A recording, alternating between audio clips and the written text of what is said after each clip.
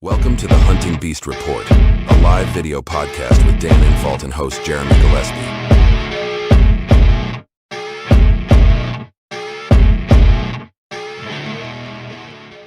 Today's podcast. No, I did it again. I shut losing the Hunting Beast ad off. I get in such a habit, Dan. So today's podcast is brought to you by Stealth Outdoors and Hunting Beast Gear. So check out their site since I keep cutting their ads off. Apologies, Lou and Mario. Yeah, you do it 15 times one way, and then you switch it, and then muscle memory takes over.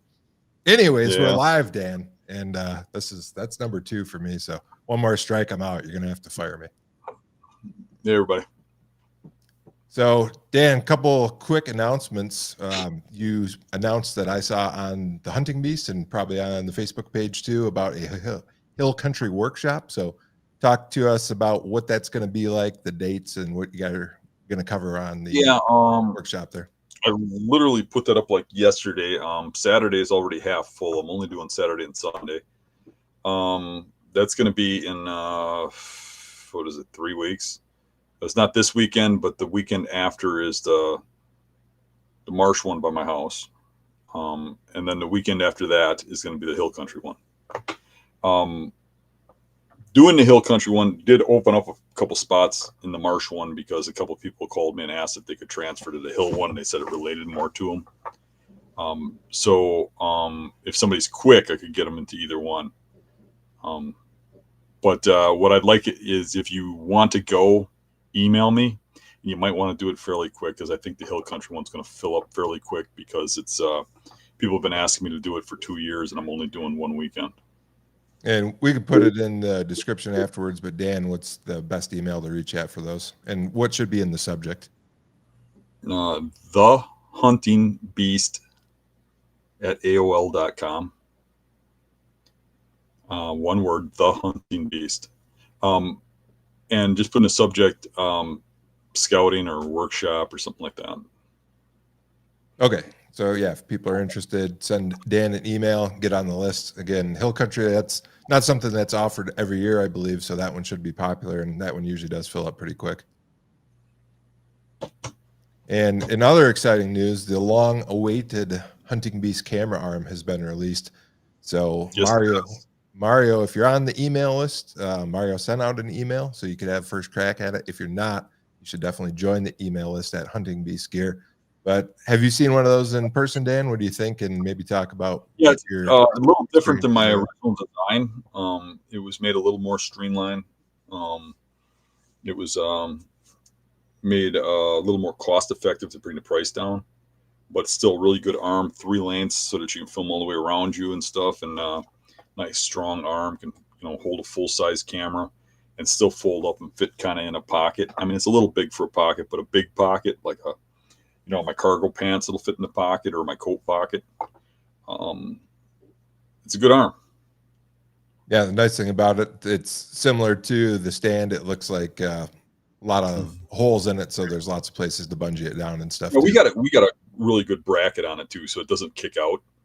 I know some of the competitors just try to get real cheap and just put bolt heads out and stuff, and those things kick out, and I hear complaints about them all the time. We got a really nice antler type bracket that spins, so you can turn it so it's flat, so it doesn't take up much space, but you can turn it when you put it on a tree. And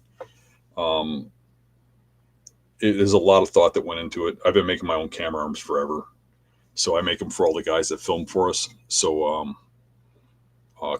filming, as what we're kind of going to talk about in the show, has really picked up with people. People are really starting to do that. I mean, now it's really easy to save and document your hunts and stuff. Lots of people are doing that. So this is a pretty good way to mount your camera. And it's very reasonably priced in comparison to other arms, especially of this, of even similar quality. I think we got about the best arm out there, and it's cheaper than a lot of them. Yeah, it's something you can get into pretty reasonable. And these days, a lot of guys have smartphones that, the new iPhones, or if you got the flagship Samsung phones, the cameras on those are really good. And there's a lot of fluid heads now that'll accept like a clamp for a Yeah, a lot of people are camera. using their phones on the camera arm. A lot of people Yeah. use cameras. And when I talked to Mario about it, I think he said that it could accommodate all the way up to 10 pounds. So even if you got a good sized camcorder, traditional style, it could Mine's still pretty big.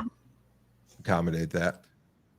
Speaking of videos, Dan, we were talking offline, and I actually pulled it up in case you want to talk about it. But there's a pretty wild viral video that's going around of an eagle and a deer. Yeah, I saw that. Let's bring that up. Viewer discretion's advised, just so people know.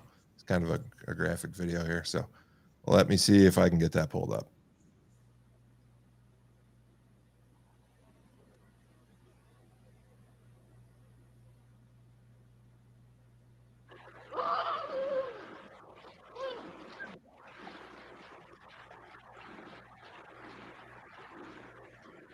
So I believe this was filmed in Alaska, and Dan, we were talking about it. I've seen a video. It's a few years old now, though, of a golden eagle eating an antelope in Wyoming. So this is something that happens, but it's real rare, and I think it's extremely rare to get film of it.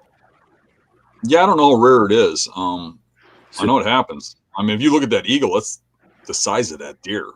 I mean, it's probably a yearling deer. I mean, but still, I mean, that eagle is huge. I'm just getting a better shot with the sun, not backlighting the scene.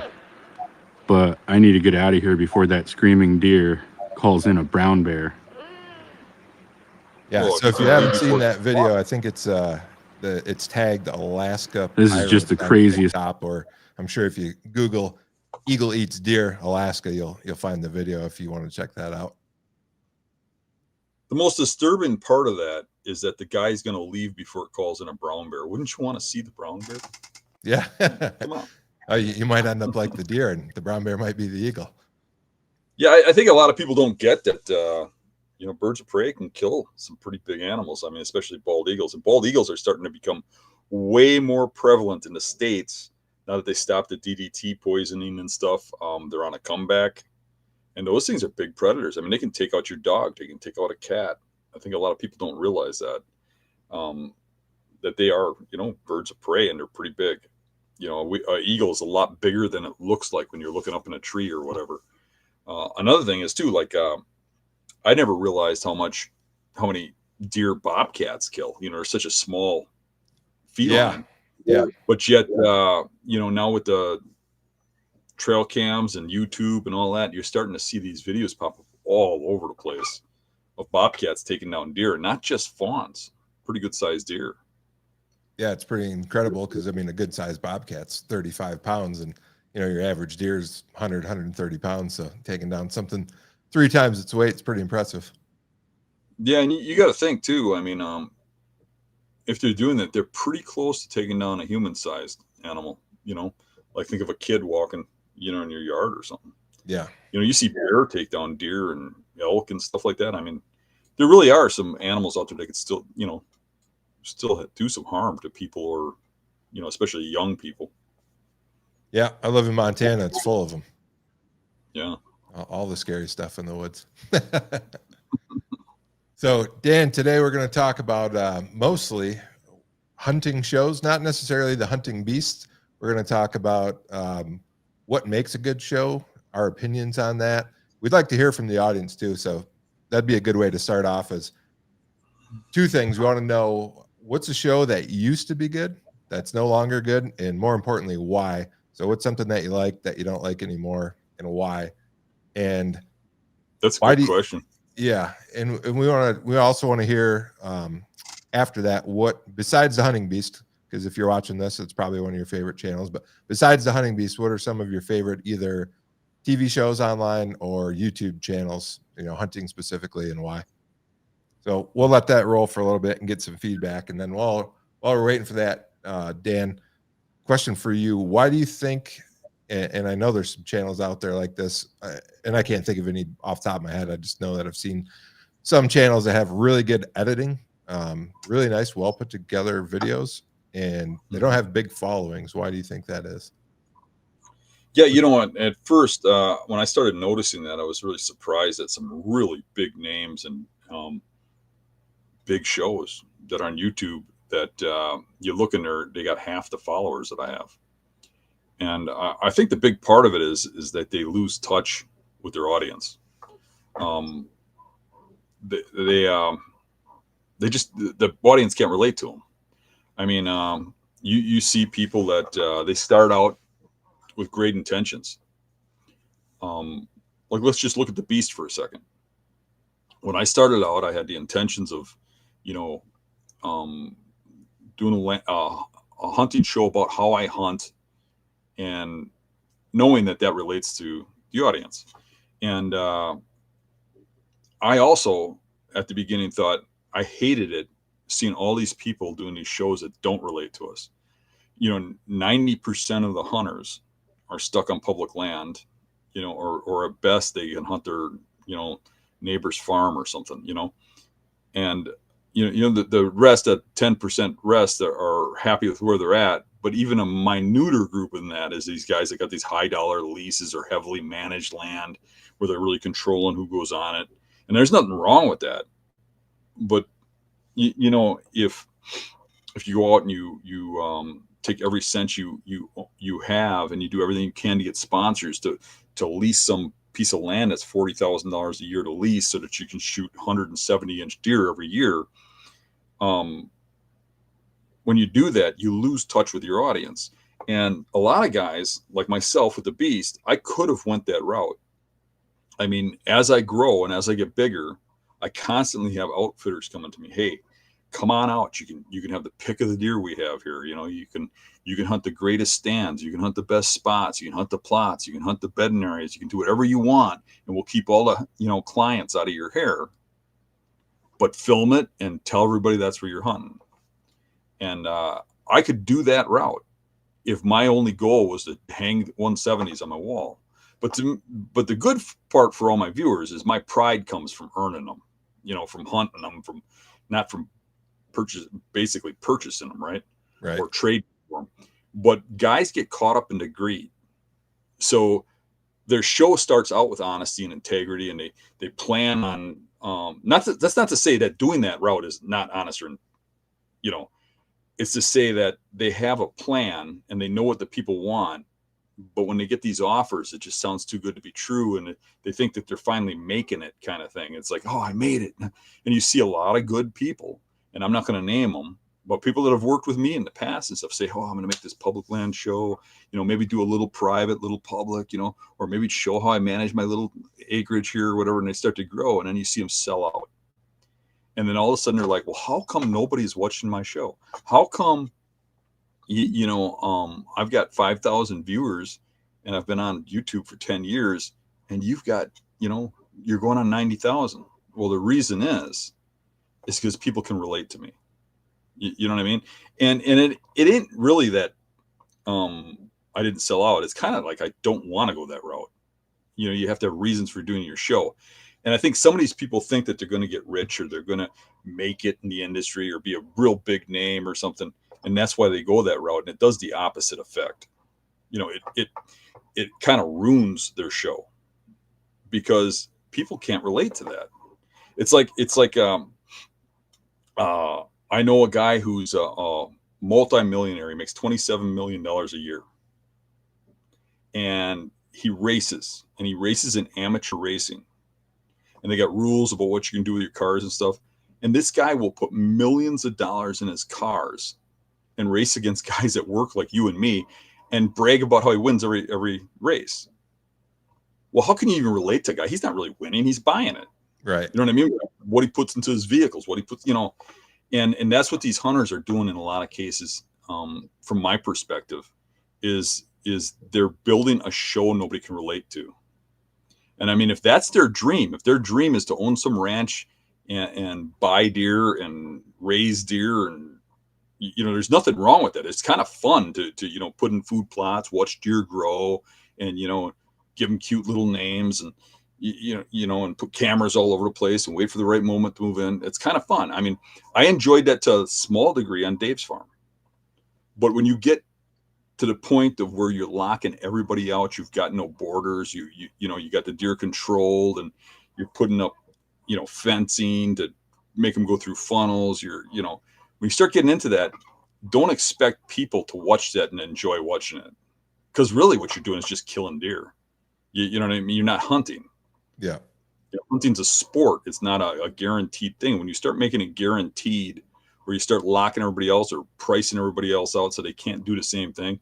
What I do different is I make a show where I go on the common grounds where anybody could go. My pride is in where I go and kill that deer. Anybody watching could have went out there and shot that deer.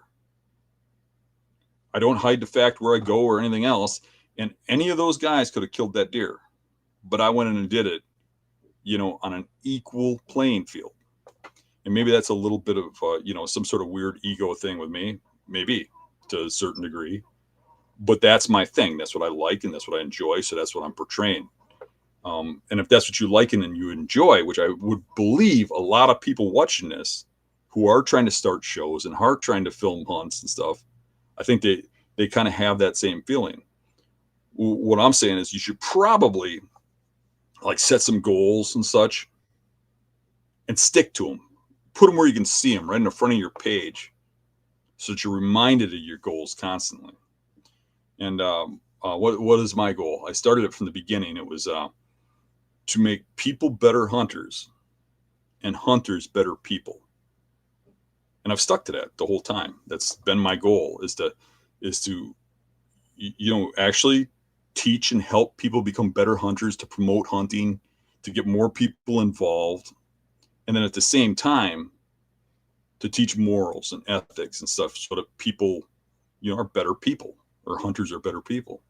But I think everybody should have some sort of goal there. Yeah. And for YouTube, I learned quickly, I got a much smaller channel than Dan, but I've learned the videos that do the best are 1, videos that are authentic, and 2, videos that give value to the audience, right? Like don't necessarily do it for you. What are you giving to people? In your case, Dan, you're giving them education and instruction. Sometimes it's entertainment. Sometimes it's all of those. So that's real important. I want to back up real quick though. We talked about selling out, and Dan, you would be more familiar with this than I would because I think you were approached to do some TV shows. But in the 90s and even into the early 2000s, I want to talk pre-YouTube, where most of your hunting shows were the Outdoor Channel or Sporting Network or whatever. I think it's more common knowledge these days, but I don't think everybody knows that those guys started out in the hole like 200,000, 300, 400,000 just to buy the airtime. And that's why you'd see so many sponsorship plugs throughout an episode. You get a 30-minute episode, you got 12 minutes of hunting and 18 minutes of sponsorship. A lot of shows that would last one season and never come back because they couldn't afford to do a second season. You had to, when I started in this stuff, when we got on TV shows, to get a premium spot on like a premium channel on TV, it was $250,000 for a premium spot for 6 weeks. So 6 shows. Crazy. So in order to pay for that show, you would have to go and get sponsors to pay for it. And the sponsors want to know what they're paying for. You're asking for a lot of money. So number one, you better be somebody. You better have content. You better have stuff people want to see. You better have something to display to these sponsors. And then when you display that to them, they want to know where their money's going. So they don't want to hear, well, I want to buy a new car. I want to pay my rent. No, they want to know that it's going into the show, that's your cost. This is what it's cost me, blah, blah, blah. And because of that, these guys would have a really hard time getting $250,000 up. I mean, thinking about that from your own standpoint, I mean, how well you think you would have did for your YouTube channel getting yourself $250,000? 0%. Probably. Yeah. Not as much as chance as me. I mean, I could probably do it on a TV show, but it would take a lot of owing people big time, right? Yeah. But what happens is that it also alters you. Those sponsors own you. They have rules. They have, it depends on what kind of people you go to. If you go to people who are like-minded in hunting, and you're lucky enough to get those people, well, then maybe they understand how you are and stuff. But a lot of times you might be going to a car dealer or a clothing store or something like that and getting them to sponsor your show because it was on TV. It's commercial time, really, right? Yeah. And those people are going to say, wait a second, You're a little too edgy for me. You got to stop doing this. Don't hunt that type of animal. Don't do this. And you start getting all kinds of rules and stuff. But yeah, it was really rough. And what changed dramatically was all of a sudden YouTube comes along. Well, first it was DVDs. That changed dramatically because, like if you go back to when I was a kid in the 70s, they didn't show kills on TV. TV was it. That's all you had. And they would not show kills on it. And it was very seldom you saw hunting on there. But when you did, they would black out any shot, anything like that. You'd see the guy take aim, and then they make it black screen. And then they would come back with the guy sitting there with the game he shot all cleaned up, all washed down. You wouldn't see no blood, no nothing, because they don't bleed when they die, right? So what happened, what broke through with that, they'd still be doing that today probably, with the liberal mentality out there. But what happened was videos. People like Barry Wenzel, the Fitzgeralds, those people came out of the woodwork and started making DVDs when that was available, when that was a thing you could do. And suddenly they had no rules. That they could make those and make them in bulk and sell them, and they wouldn't make a lot of money, but they would make enough to get by, and they wouldn't be spending $250,000 on a show on TV, but they would be making a little profit off these DVDs. Not a whole lot, but they'd be making a little bit, and they were able to just put what they wanted in there. They had no sponsors over the top of their heads telling them you can't put kills in there, you can't put blood in there, you can't do. So they made videos that showed the kills and stuff. I remember, some of those videos coming out were real controversial, like Down for the Count, Passing Through. The Passing Through video that Fitzgerald did, showed the arrow passing through the deer. He had a camera hidden in the bushes on the other side of the deer, and you'd see the arrow go right through, and you do slow-mo, and you'd see the blood and fat and stuff blow out of the back of the deer. And I can remember seeing that and just being shocked. And all you wanted to see was all these kills, and you're addicted to it. You couldn't wait to get the next DVD. Everybody was collecting them and stuff from all these people, and other people saw it, kind of like YouTube now, and all kinds of people started trying to make DVDs and started to get into that arena. And everybody started grabbing these DVDs because they never seen anything like this with all these kills and stuff. And then when YouTube came along, all of a sudden it went like mass. And now all of a sudden you get paid by them just for putting videos up. You don't have to sell DVDs. You don't have to do packaging. You don't have to hire some company to do replication. You just put a video up. So all of a sudden videos just started flooding the market. And then really quick, the kill thing went out the window. People you've seen enough kills. Right. Now I want to see education. I want to see content. I want to see something that is going to help me with my life, not just entertain my eyes. You know what I'm saying? I don't want to sit here and just scroll through car accidents or deer kills. Right. I think when it comes to hunting shows, just my personal experience, I was into hunting when I was younger, pre-YouTube. That's what there was available to watch, so you watched it. But like you said, it wasn't necessarily relatable. And the more you learned about actual hunting, what I would term actual hunting, on like you said, public land or permission land, you found out that wasn't very relatable and those tactics didn't work. And the good thing about YouTube is you basically have infinite choice now, but that's a double-edged sword. So you can find things that are relatable and authentic. Your channel, for example, I've been around for a long time, but with that comes anybody can get on YouTube and anybody can make a video. And sometimes that's not people you necessarily want to listen to. So talk to me about that. What's your opinions on the amount of content out there now? Well, it is saturated. So somebody wanting to make a YouTube channel, if he's doing it for the reason of getting famous or making money, it's a long, long road to the top. One of the number one, and that's kind of the reason I wanted to do this show. One of the number one emails I've been getting in the last like 2-3 months, for whatever reason, there's an uptick in it, is, "Hey, Dan, I've got this show and it's really great. And I got all this fancy editing. I bought all this editing gear. I bought a drone. I did this, I did that. And I'm putting all this stuff together. And I got this great show and I got these great kills. I've got my daddy's farm. I got all these big bucks and I'm shooting them and nobody's watching. I've got 50 subscribers. What am I doing wrong? And again, it's kind of like, it's number one, it's saturated. It's really saturated. You got to be patient. Number two, you better be relatable. Number three, I think a lot of people don't put the human side to it. People can't even relate to the guy. They don't even know who he is. All it is he goes and sits in a tree, shoots a deer. You know, there's no teaching, there's no talking, there's no who is this guy? What's he about? I mean, I put it out there on a platter. I'm a machinist. I do this, I do that. I talk about the things I do. You know, if I do something, you know, that's funny or something, I show it. You know, even if it's not related to the hunting, but you can't make your show either about something non-relatable. I mean, you can't make it like even 10% about your home life, but just put a little bit in there so that you are somebody. So people know, you know, about you. You know what I'm saying? Right. Yep. And that's one of the things I've learned too. I've got a much smaller channel, like a couple thousand subscribers, and I just did a video on it, so it's public knowledge, and I'll talk about it here. If people are doing it for the money, I got monetized last year, and over the last, so February to February was my first year.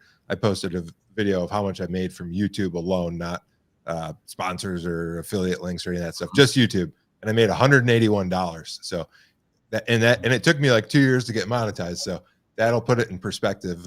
Not saying I have the best or most entertaining content. You can certainly get monetized faster and have a bigger channel than I did, but just for a frame of reference, it's not the millions you think it is, and it's not as quick as you think it is either. You don't want to be in it for money, because it's a long, slow road, and if that's your goal, people will see through that. You really want to be in this because you want to do it. Maybe you want to have a record of your hunts, something to share with your kids and your family. Maybe you want to help people like I do, but you should have a reason why you have it there, and it shouldn't be to make money. You have a job. Don't make the hunting your job. I'm fortunate I'm making money at this, but it's because I've been in here since the beginning. And it's been a long road, and you can do it, but that shouldn't be your goal. That shouldn't be the reason you do it. That should be like a little bonus. And in almost all cases, maybe it pays your travel time if you move around a little bit. You know what I mean? Yeah. But it shouldn't be your goal. Your goal should be more to just have fun, film some stuff, and be a little more charismatic about what you want and not what everybody else wants. Yeah, and one of the things I think that you do real well, and I think it's important for anyone that's trying to do any sort of show, TV, YouTube, whatever, is be authentic. And going back to the editing, talk about some of these shows that have like, you know, TV or cinema quality editing, and they don't have big followings. And Dan, I'm not picking on you too much, but you don't have world-class editing, right? But you have tens of thousands of viewers on every episode, because one, you're entertaining, two, you're educational, you know, and you're providing a lot of value. And I think half the time it's funny too. You've got a good side gimmick, right? I think your t-shirt thing is genius. And a lot of people picked up on that. People tune in, I think, sometimes just to see what funny t-shirt Dan's going to wear. So how'd you start with that? I guess I've never really asked you about that. How'd that start? It starts because you want to get involved in some things, but you don't want to make your show about it. You know what I mean? But there's some things that really bother you in life, and you're like, well, I want to take a stand and show people where I stand. You know, I don't want to necessarily be quiet about things that are really bothersome. But I also don't want to talk politics on my show. I don't want to talk about the degrading of society on my show. But I do want to put a message out there, a little message. And it's kind of funny because in a lot of cases, it's just a funny shirt. I just like funny shirts too.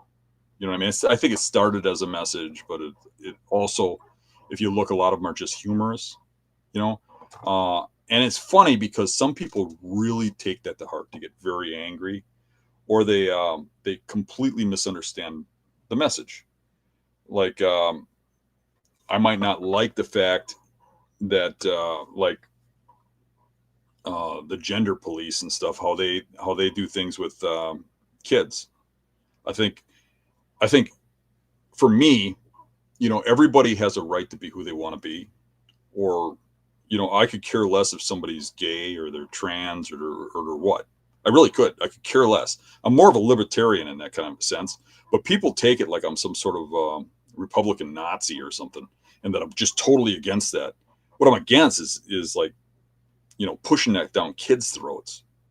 Let somebody be an adult first and let them decide for themselves, but people would take it because I wear a shirt that says this message or something that's the way I am or something. I get these really nasty emails and stuff. And it's crazy. But that's the thing. Let me interrupt you real quick. Let's talk about that. How do you deal with the haters, Dan? Because the bigger you get, inevitably, even if you're the nicest guy in the world, you're going to get haters. So what's your advice about how to deal with that? Yeah, and that's what I was going to get into with that subject. I wasn't trying to dwell on that. But, when you get big, that's how you can really judge yourself. Because the bigger you get, the more haters you're going to have. It's like the success is what brings out the haters.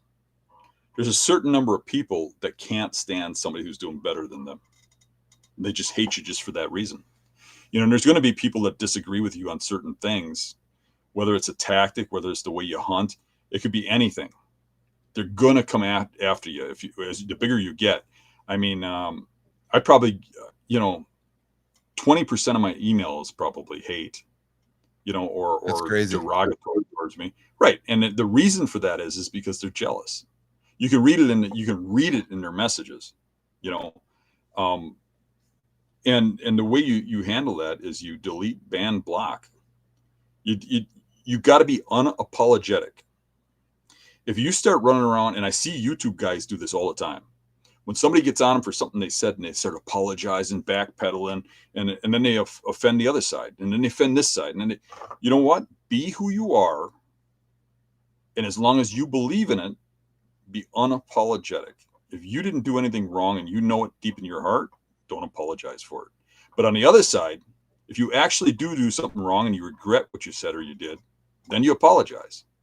But you should never backpedal or back down to bullies. Just block them. YouTube's got a great feature, and I love it. And that feature is I can take and block somebody, and what it does is they cannot post a comment. They see the comment and they post the comment, but they're the only one that can read it and they don't know it when I block it. And I love that. You just let those guys post away and do all their little hate, and they're the only ones that can see it, and they sit there and wonder why nobody's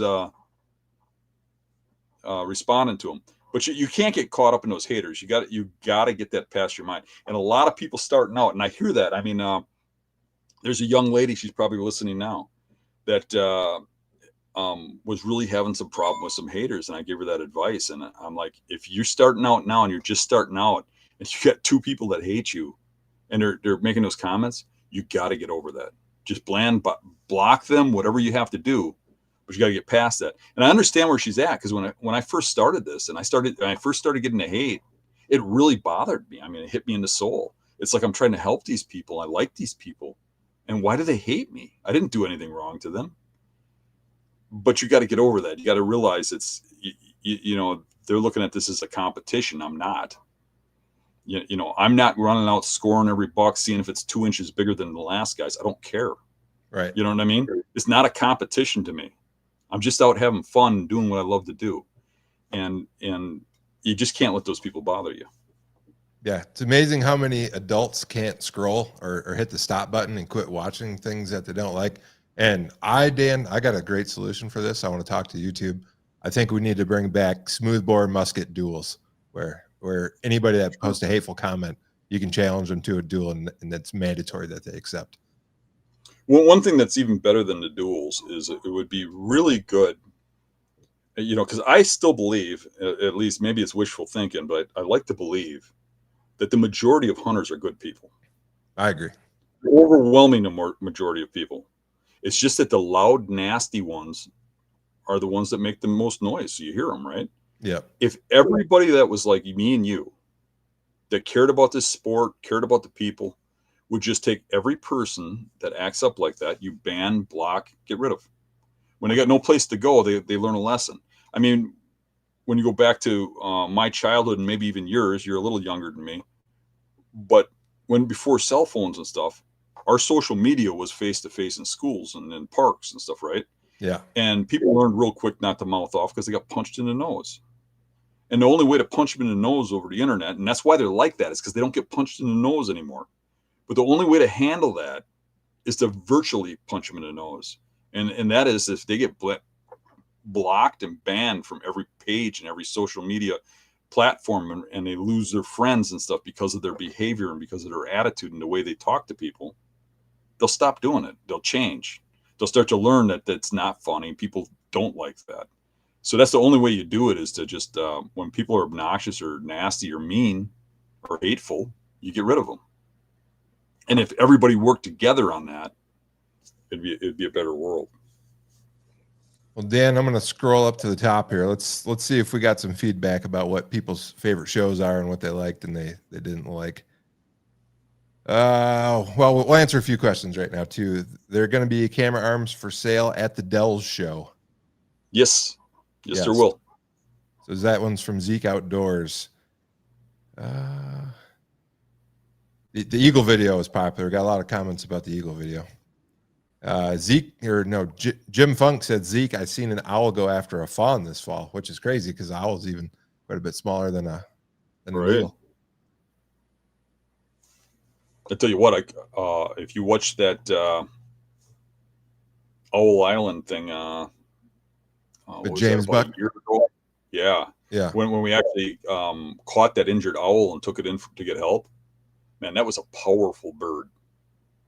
And they said it was a juvenile. It was half size. Oh, really? Yeah. Mm-hmm. When we got it to the rehab center. Rob Nauer says the main thing about any hunting channel to be successful, in his opinion, is being completely relatable, raw, and real. Yeah. And Wenikin says, I don't watch big money people or hunting over bait or overly sponsored shows. Tim Kasuba says, grew up watching the Monster Buck videos, but growing up hunting public land, they're not really relatable. Really enjoy watching Dan and the hunting public. Jimmy Gammon says, I watched the Buck Commander for a long time. It's not a bad show, just not relatable at all to me. The way I prefer to hunt, The Untamed is one of my go-to shows nowadays. And yeah, they're good. Yeah, they're good.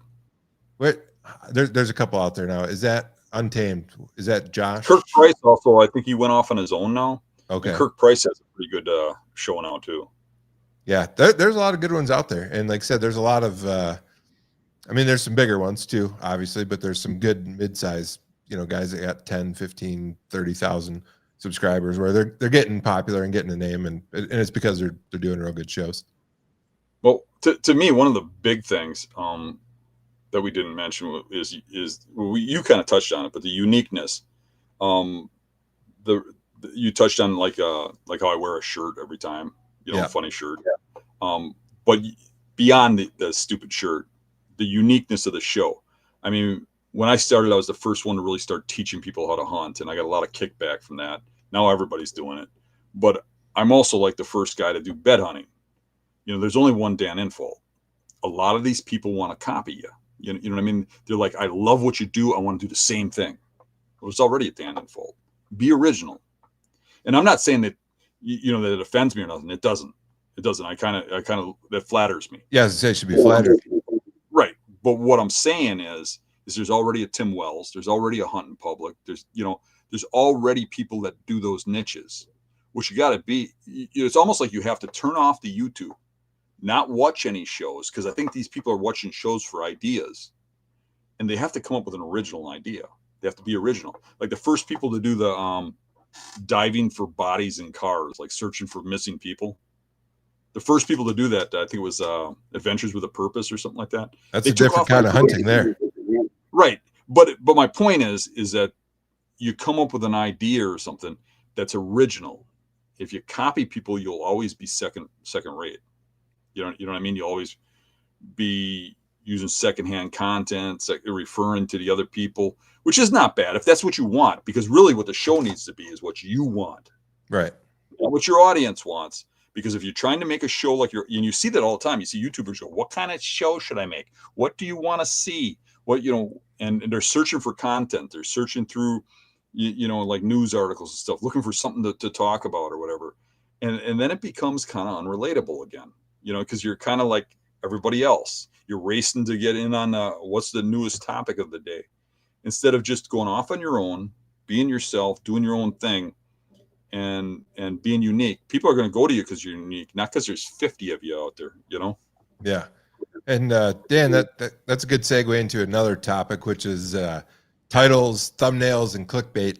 I notice you don't really do any of that stuff. Again, not picking on your editing, but I do the thumbnails for this show, and I try to jazz them up a little bit. But again, I am picking on you when I see a lot of your new video posts. For people that don't do YouTube, there's 2 different ways to do a thumbnail. You can design one in a design program like Photoshop and then upload it, or you can just pick one of 3 options YouTube gives you. That's a frame from the video, and make that your thumbnail. And it seems more often than not, Dan, that's your go-to, is to pick a frame from the video, and it works. Again, I usually take a still picture, because the frames of the video are usually a little kind off. of blurry. I usually use a still picture, and I try to use one that kind of displays what I'm talking about, right, in the show. I hate clickbaity things. I mean, you see these videos all the time, like that'll say something like they're about to execute Trump. He's going to spend 50 years in prison. You're like, what? Right. And you click on it, and it's like, well, they're going to, if this happens, and if that happens, and if this happens, and this, and it's like, why did I click on that? I hate that when they bait you in, and when they do that, that's like crying wolf. You only get baited in so many times, and you're like, I ain't watching that channel no more, and you just like, you blacklist it from your views, because I don't want to waste my time. I want to see stuff that's pertinent to me, to what I want, right, whether it's hunting or it's news or whatever. I don't want to be tricked into watching something. And if you trick me, you offend me, and I don't want to see it no more. So clickbait, even though it's very popular, I do not think is a good idea. It's not a good long-term strategy. Right. Dan, do you know who Mr. Beast is on YouTube? Yes. Okay, so Mr. Beast, probably everybody does. He's the most popular YouTuber as far as I know. I've watched some of his videos trying to, help my content make better stuff.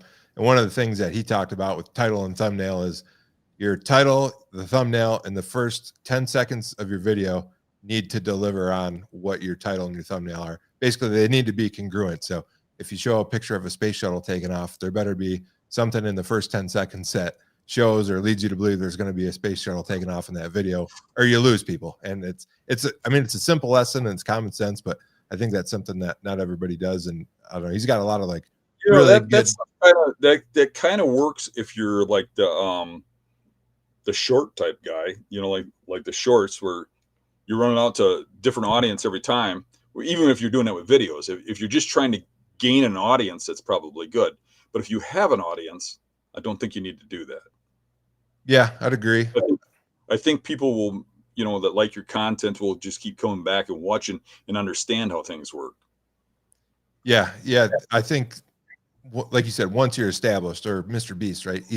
Even though he's got all these subscribers and he gets millions of views every video, he still does that stuff though, because, and maybe that's a good time to talk about this too. This is a lesson learned from myself and trying to film videos for YouTube. He's real conscious of a storyline, and not every video, especially educational stuff, has to have a storyline. But I talked to you about this offline. Some of the first videos that I filmed, I'd get done editing and I'd be like, oh, I just cut off after I found the last shed, or I did whatever.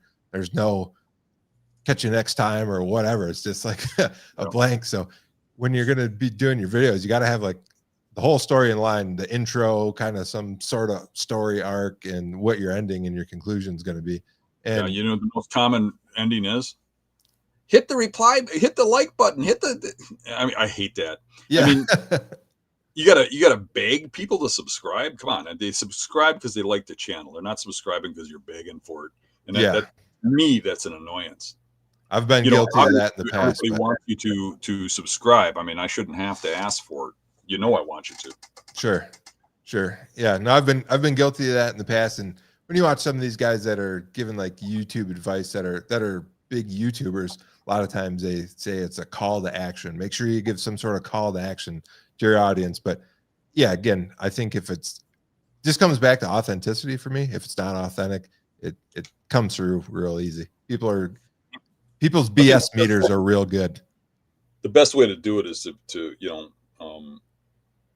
just be like, if you don't subscribe to my channel, my grandmother will die. Yeah. That's. I think you're getting back to clickbait there, Dan. Well, it kind of, I don't know. I just like people that are honest and authentic, and maybe it's just me, but I hate it when they're begging you to click the subscribe and stuff like that.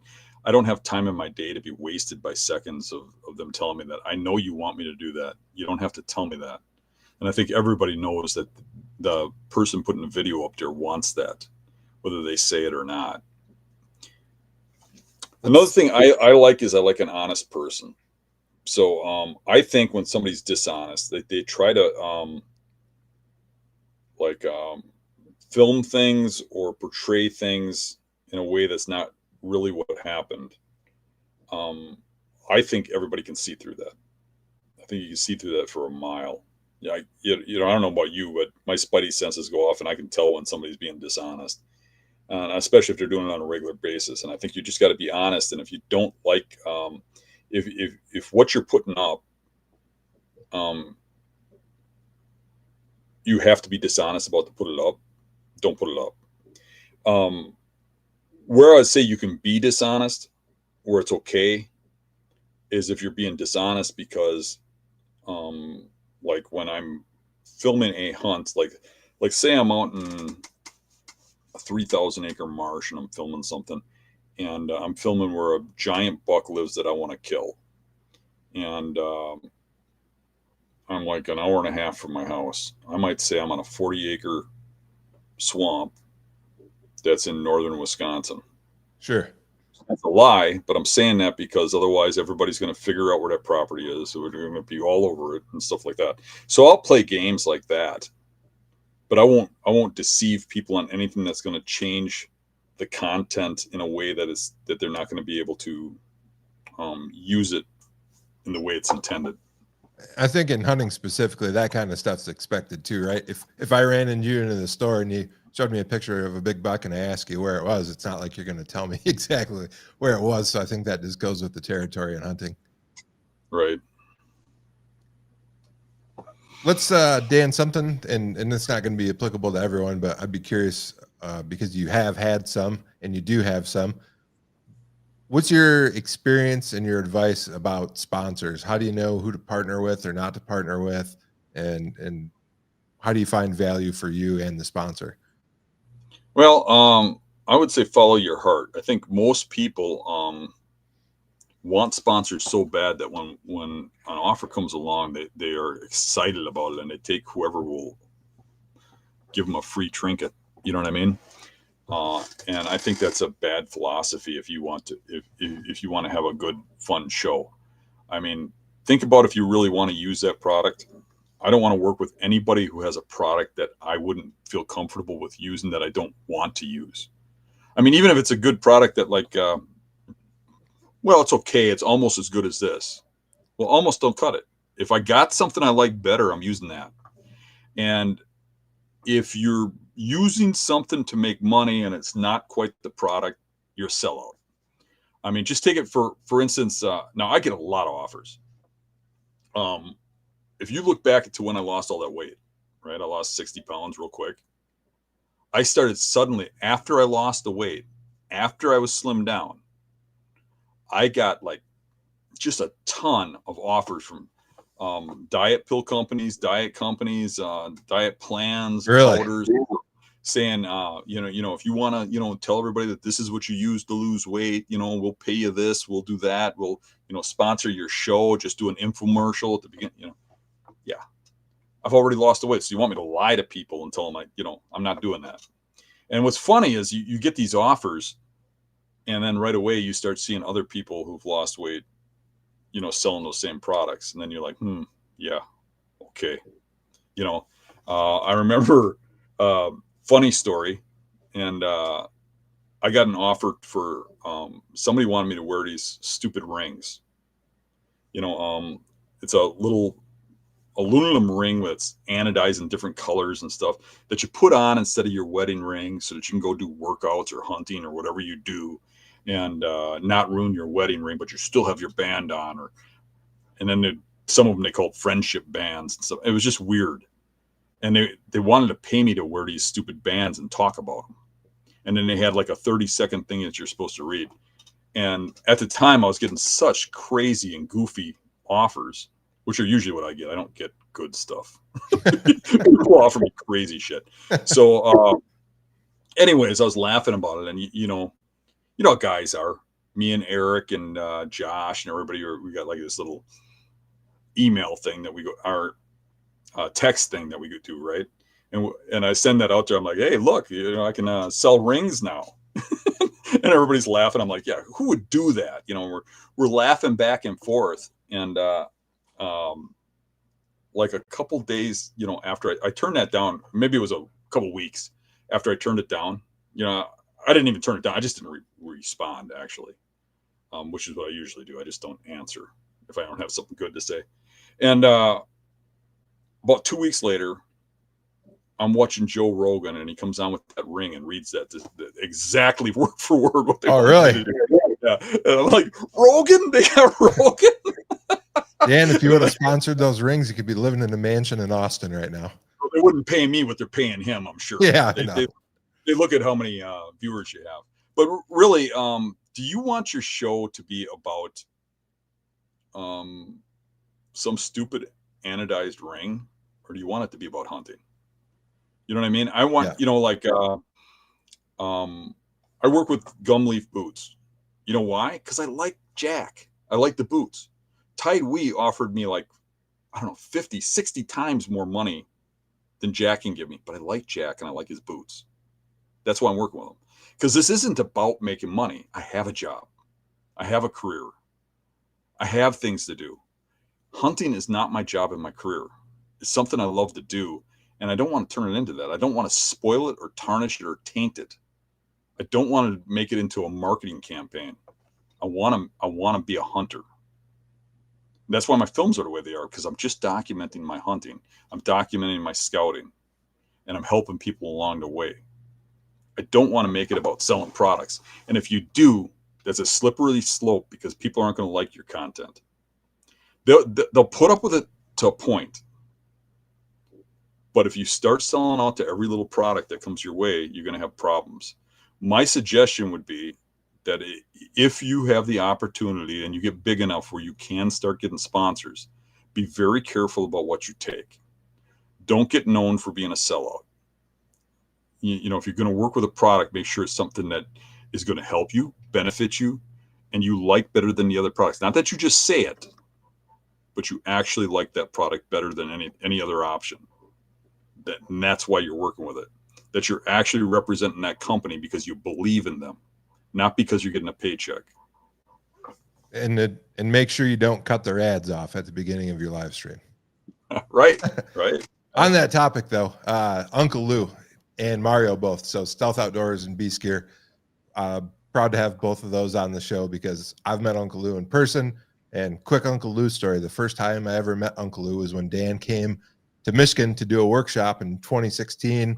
We all met in the morning at a restaurant, and this guy paid for everybody's breakfast, and then he didn't say anything, and he just left. And everyone's like, "Oh, someone picked up the tab," and they said, "Yeah, it's Lou from Stealth Outdoors."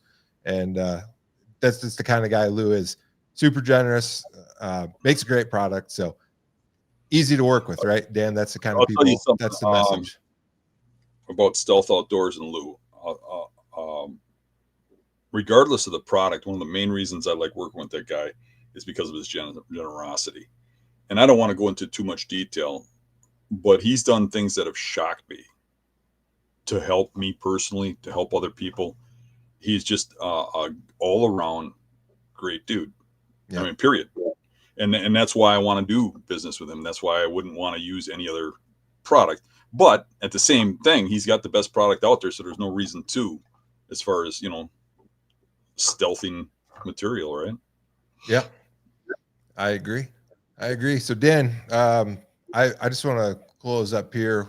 If we'll if you have anything to add, we'll add that too. But anybody that's looking to start a channel, a lot of great insight here. And I think my big takeaways and the things that I've learned from talking to you today and offline, you've talked to me and been generous enough to talk to me a lot offline, is authenticity and uniqueness, right? Find your own path, even if it's adjacent to something out there. Make it your own, make it unique, and just be you, be authentic. And actually, one thing we didn't talk about, consistency.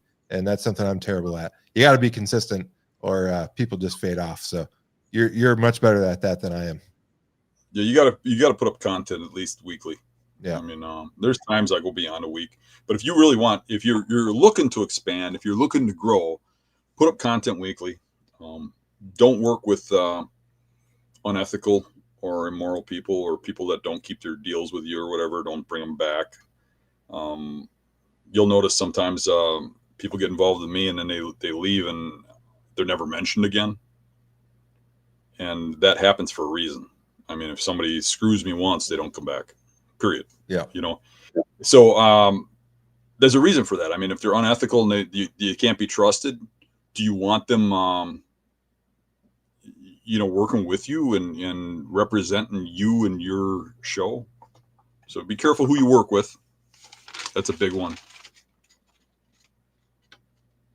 We got some questions here. Ernie Barry says he likes the Southern outdoors and the hunting beast because they take you along in the scouting, explain the bedding, take you along on the hunt, and makes it a real experience. It's also educational. Yeah. Dude, that's Appreciate that. Brandon Lewis wants to know, is Dan going to find some adult size polka dot boots? I'm not sure what that reference is. Maybe you know. You know, I've been looking, but they don't have them. I might contact the company because those things are pretty cool. I think they're made in China, but they're still cool. What's the backstory there, Dan? I missed that one. On the last video that we just put up, I forgot my boots and drove all the way up north. But, you know, Eric likes to get an early start, so I left home at 3 a.m. I just jumped up out of bed, and he's lucky I even got pants and underwear on. I made it up north. I at least had my camera along, but I forgot my boots. Forgot a bunch of stuff. Forgot any kind of jacket, and it was cold out. So we ran to Walmart to get a pair of boots, and I literally I got some of those Walmart PVC boots, and it was like wearing coffee cans. It really was. They were so uncomfortable. Matter of fact, my feet still hurt, like hurt the arches in them. But while we were there, they had, and I should have filmed them or took a picture of them or something, but I didn't really think that it was going to come up in the video, but Eric brought it up. But we stopped and we looked at these boots. They were green like a hunting boot, but they had pink and purple polka dots. Oh, nice. And I wanted them so bad. I wanted them so bad. But they only had them in, it was in a kids section. They were only up to size 10. Dan, you need to work with the guy, what's his name? Jack from Gumleaf? Mm-hmm. You need to get a Dan Infalt signature model polka dot gum leaf. Make it happen. He'd probably finally write me off if I did that. Yeah. We got some more comments about people's favorite hunting shows. In the Woods says, I like Do It Yourself Hunter. Have you ever watched any of his stuff, Dan? He's got a similar style and channel. That guy, they put out good videos, him and his partner there. That's a good one. Yeah. I like his stuff too. Zeke Outdoor says Wrangler Star. I've watched some of his stuff. Wrangler Star is the king of trying to make people click on his videos. I like his videos, but I dislike that part about him. I thought we'd get a little more discussion from the audience on shows that they used to watch, don't watch no more, and why. I'm not seeing a lot of that. I say I could be guilty. I scrolled past some of it. It's hard to navigate, and I have got some criticism for this, and I'm doing the best I can over here. Sometimes I skip questions, or sometimes I'm looking at the screen. Probably got to get a moderator. Yeah, people think I'm ignoring you. I'm definitely not ignoring you, Dan. I'm trying to make sure the stream's going on, the audio's good, look at the questions. So there's a lot to go on the technical side here. I think that's why Joe Rogan, when he's got Jamie there, Jamie's never on screen because I think Jamie's always looking at the computer. I think we need a moderator. Not Joe. Maybe we'll put it out for a poll. If you what was that? I'll put the email in afterwards. If you want to be the moderator of this is off the cuff right now, of the Hunting Beast Report, I'll put an email in the video description afterwards, and write me like a 3 to 6 sentence email of why you want to be the moderator and what experience you have as far as YouTube or audio, video, that type of stuff. And maybe we'll get a moderator out of this.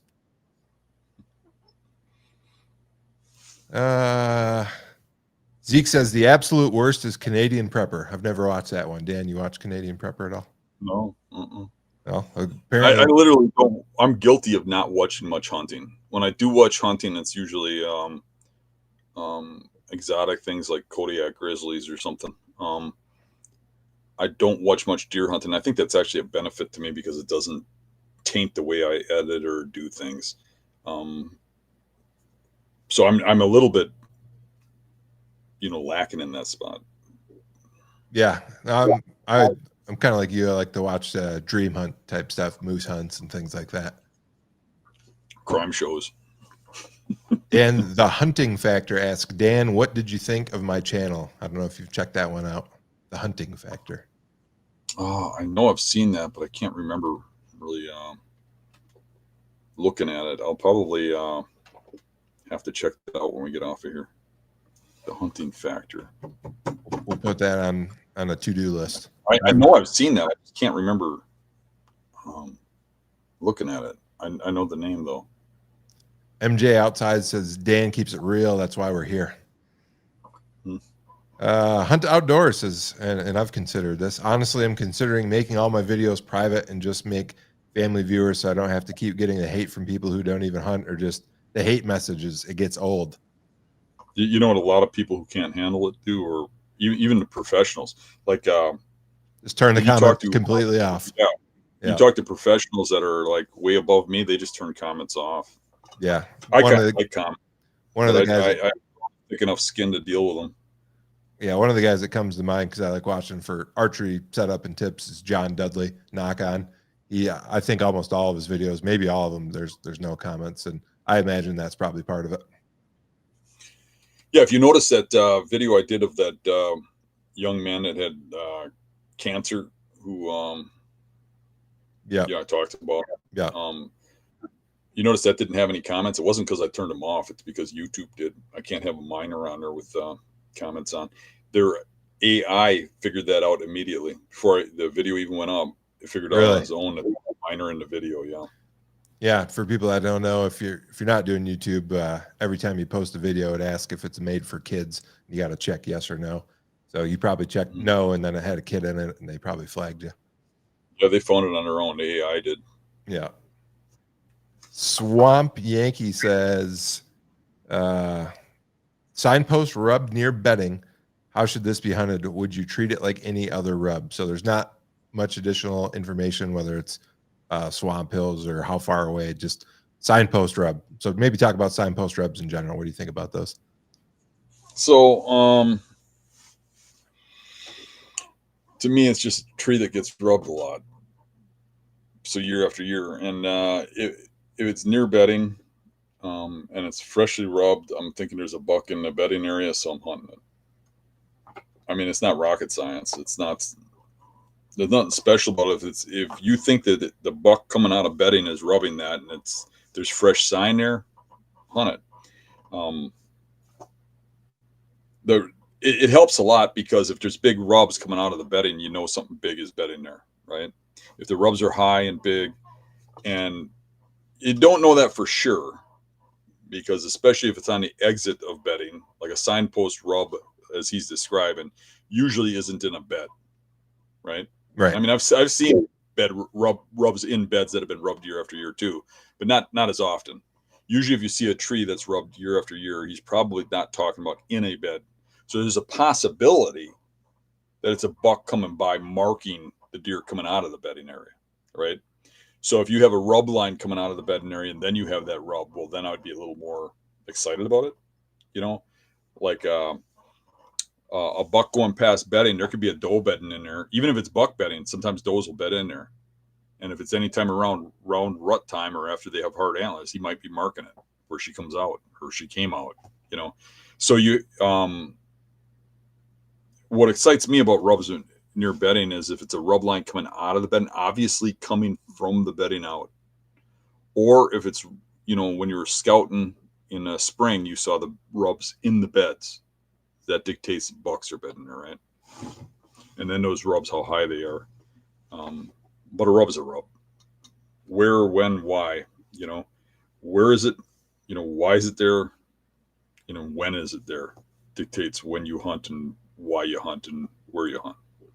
Right. Just one clue. And Dan, not to beat a dead horse, because you've said this, I don't know how many times, but if big bucks walk by big rubs all the time, then everybody be killing big bucks. Right. So you got to do the detective work. Why is the rub there? Yeah. Is it deer passing by, not going into the bedding, or is it deer coming out of the bedding? And the reason that's important is because whether or not it's made in daylight, right? Yeah. So if it's coming out of the bedding area, well, then you got to do the further detective work of, when is that rub being made? When is it being freshened? Because that's when the buck is bedding there. Because a lot of what we've learned is in a high number of these bedding areas, the majority of them, those bucks have about a 2-week peak period when they bed there the most. And otherwise those bedding areas aren't really used by the mature bucks as much. They seem to use an area for about a 2-week period, and it seems to repeat year after year. Yeah, and maybe this is my own local observations and get your take on it, Dan, but signpost rubs to me seems like the most active time for those in my experience is like the last 2 weeks of October. It's not as much of an early season thing. And then once the breeding starts, it seems like those kind of fall off. Not that the deer aren't in those areas still, like the active rubbing seems to be those last 2 weeks in my experience mostly. I would say the majority, you're correct, but I'd say there are exceptions. Yeah. Well, it's whitetail hunting. There's exceptions to everything. Mm-hmm. In the Woods says, I can't believe how people have the time and energy to try and track down video hunt areas. So Dan, you've had a stalker too, right? You taught people to do detective work too well sometimes, Dan. They're detectiving. Yeah, when you have nearly 90,000 followers, you got to figure a few of them are going to be whack jobs. Yeah. When we did the first workshop, I decided to just as a added benefit, add that spot where I shot that real big one from a couple of years ago. And I couldn't believe how much that spot's been hunted. My son James just went out squirrel hunting, and he went over by the spot where I shot the buck this year.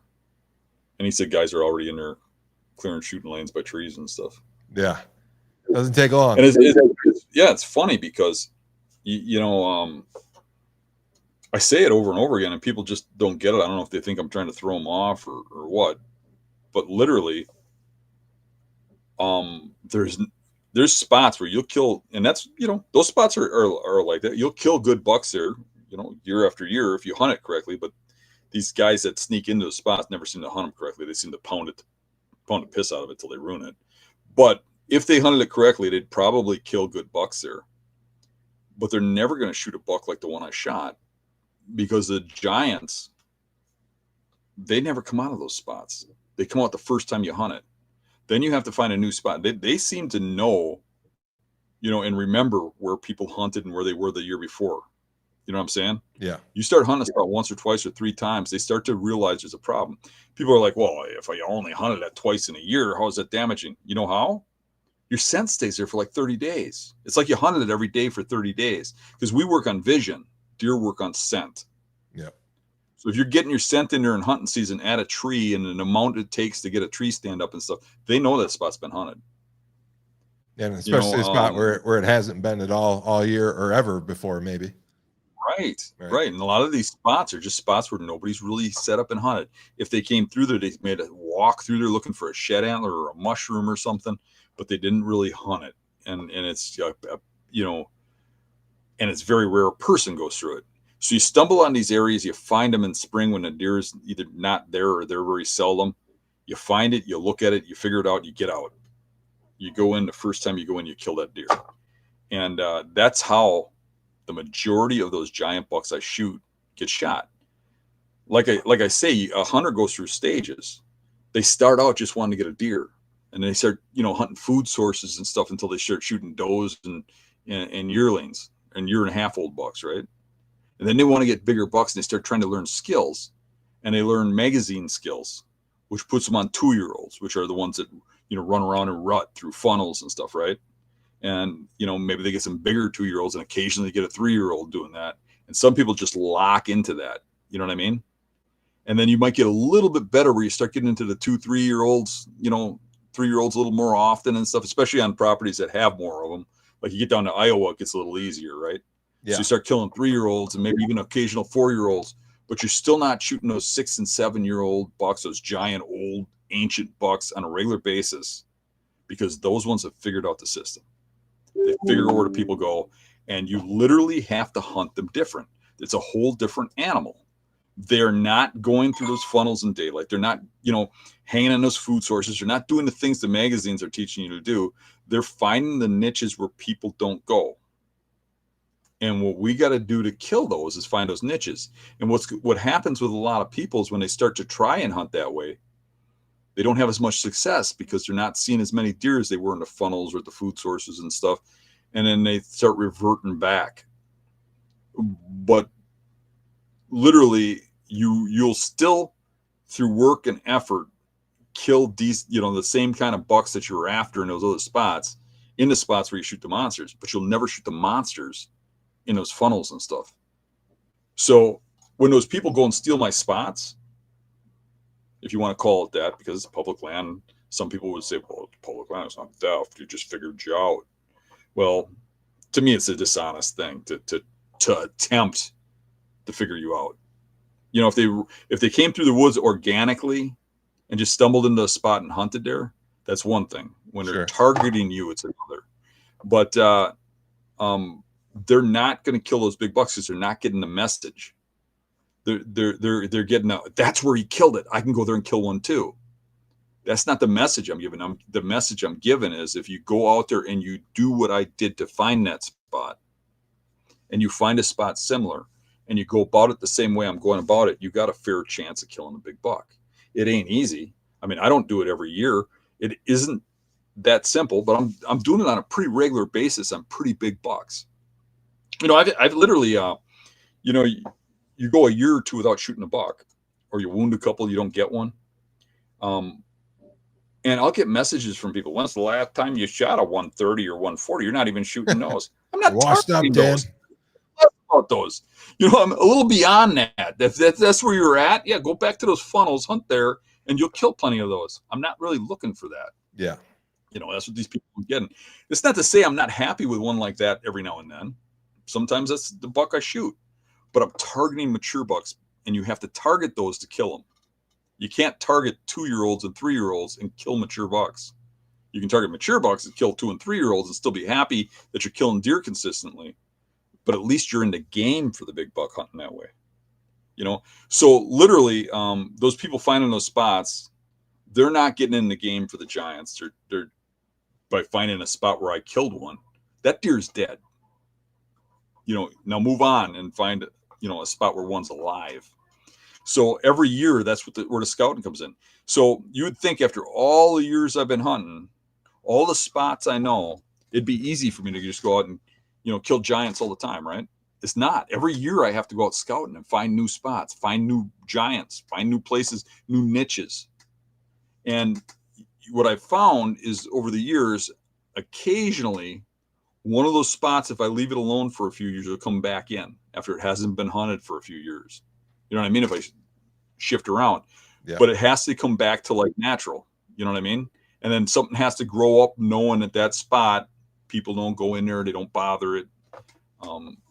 But that going in there once every year doesn't seem to produce mature age deer.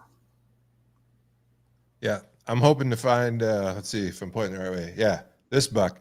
So I found those sheds last year where I was elk hunting, and I ended up running into that buck, and he looked pretty good last year. He was with 2 other bucks, and probably could have taken a shot at him, but to be honest, I wasn't sure which one of the 3 was the biggest. They were all nice, like 3 or 4-year-old mule deer, and they're in a pretty out of the way spot. So I'm hoping one or both of those bigger bucks survive this year.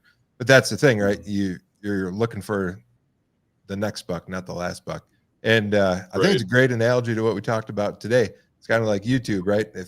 If people are following you, whether that's in the woods or on YouTube, you're not going to have the same level of success because you were there first and you found something that worked out either on that big buck or on your YouTube channel. So Yeah.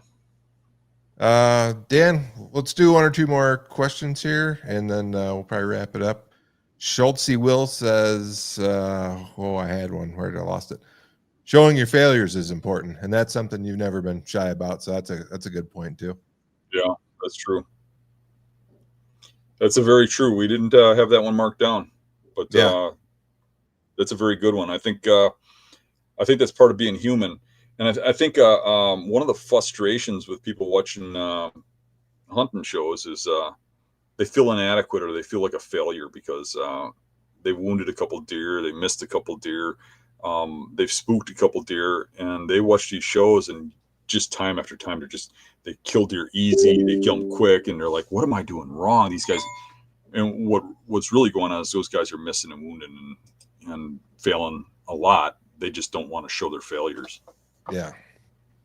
I hope if I manage to kill an elk this year, I hope that I get to show it, because I got several failures on video last year, and I'm holding that because my goal is just one day to kill one nice archery bull. Have not done it yet, but I've come close several times and I've documented several of those. So I'm hoping this is the year I finally kill one, and then I'll be showing lots of failures, Dan. Lots of them last year. Grant Henderson wants to know, Dan, when are you getting the Oscar Mayer salami and cheese hot dog sponsor? That would be a good one.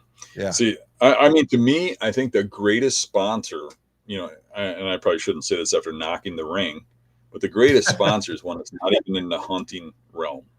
Yeah. To get a sponsor that's just something you like, or something like an energy drink, or, you'd think I'd get a t-shirt sponsor, wouldn't you? But to get one of them type of sponsors, or, Oscar Mayer would be a good one, would be great, because you could sponsor that and it would be fun, and people that want to, support you could go eat giant sausage sandwiches like I like. And I don't have to sell out on hunting products that don't work, right? So I like that. I like that idea. Look for it in the future. Polka dot boots and hot dogs. Right. Yeah. MJ Outside says, if you were to take a trip besides Wisconsin, what are your top few states to hit, specifically with an over-the-counter tag? For deer over the counter, I like Illinois a lot.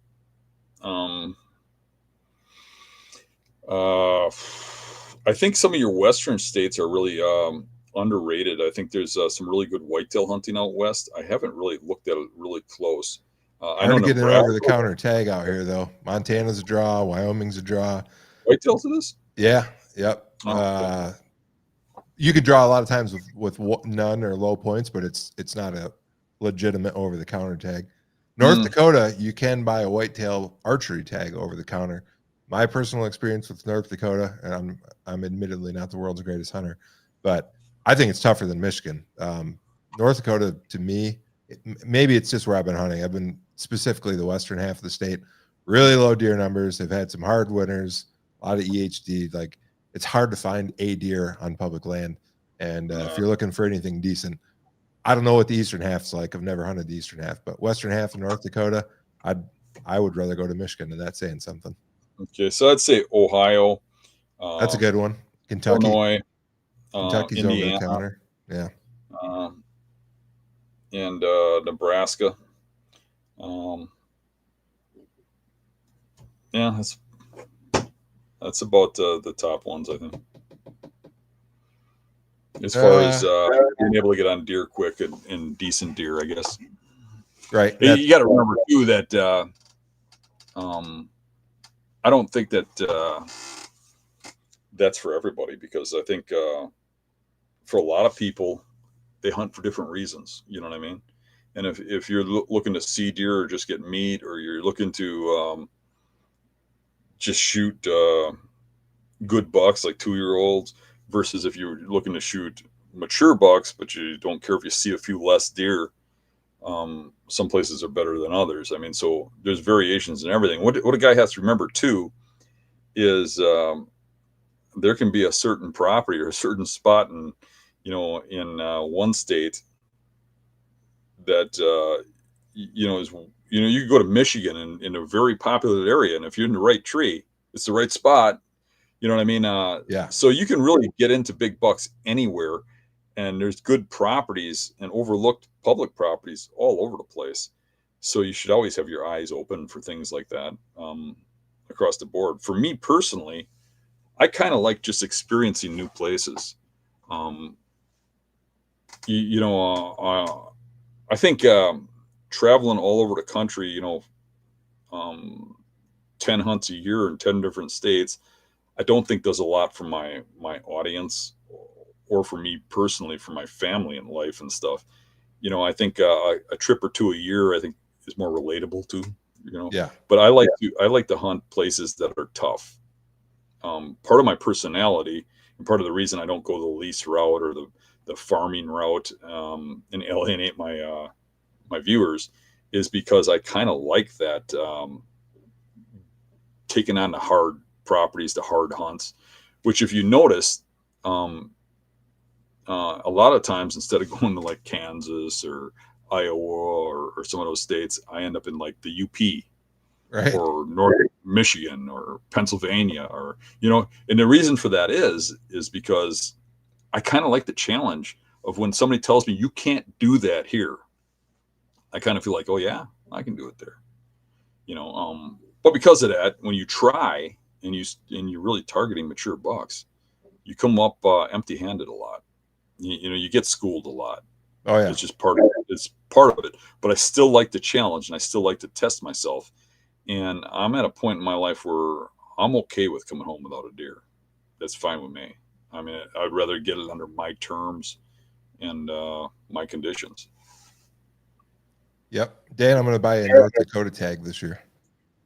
All right. Let's do it. All right. Let's see. Let's try to find one more here, and then we'll probably call it. Let's see.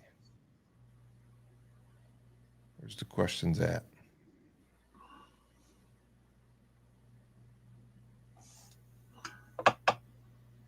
Dan, do you watch any of the hunting public videos? Very seldom. I can't remember the last one I watched. I think I watched a bunch of a few of them from Nebraska, when I went to Nebraska hunting, just before I went. Sure. Just to try to get not that I want to copy them like people copy me, but I wanted to see kind of what the terrain looked like, and kind of get a grasp for anything going on there. So I watched some Nebraska hunts. I usually don't do that, but when I went to Nebraska, it just seemed a little different. Like they got sand hills and stuff like that, and it was just kind of weird. That was your first ever time in that area too, right? Yeah. So I wanted to learn a little bit about the area before I went, and I thought that was a good way to do it. But otherwise, I really don't watch hunting videos too much. I've come to realize that, coming from Michigan, which is very much like Wisconsin as far as the vegetation and the terrain goes, when you start getting into even, eastern Kansas to the west, a lot of those plain states, they definitely hunt different. Like there's a little bit different strategy, and there's just so much less conventional habitat. Like there's still deer there, but it's more in pockets, and it's harder to pick them out. So if you're gonna do a hunt like that, I'd suggest to anybody, it probably is good to do some homework or call a biologist, watch some of those videos, because the western hunts it's a little different. It's fun and it's unique. It's different. So, well, that's all I had for today, Dan. Turn it over to you if you got anything you want to close with. No, I think it was a fun show. I really wanted to do this show. I kind of enjoy the topic. I don't know if it relates to everybody, but I think whether you film your hunts or not, I think most of the people watching this aren't like me, and they do watch shows, and it's kind of fun to discuss and see what people like and stuff like that. I don't usually do this, but I think on this one, I'm going to probably, after this airs, I'm going to go through and read all the comments that people made and stuff. I think I enjoy that. Get the pulse of what's going on out there. Yeah, I kind of like the topic, Yeah, and just a reminder, if people are still watching, I am going to put an email where you can email if you're looking to have the moderator job. Yeah, if you want to, I don't know if people need it, but you could put the my email address in the comments if anybody wants to go to the workshop. Yeah, we'll do that too. Or the video description below.